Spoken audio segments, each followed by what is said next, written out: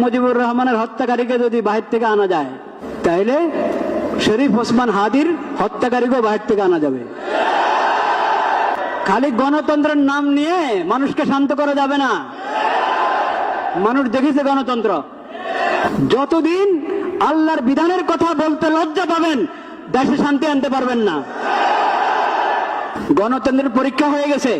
সমাজ এবং সরকার এবং দেশে শান্তি শৃঙ্খলা ফিরে আসতে হলে আল্লাহর বিধান প্রয়োগ করতে হবে। পেশাসের বিধান আল্লাহ যেভাবে দিয়েছেন সেভাবে প্রয়োগ করেন। মামলা ঝুলায় রাখবেন না। মামলা ঝুলায় রাখা এটা ইংরেজদের সভ্যতা। ইংরেজদের আইনের কারণে এরকম মামলা ঝুলিয়ে থাকে। ইসলামী পদ্ধতিতে আসেন, কোন মামলা ঝুলে থাকবে না।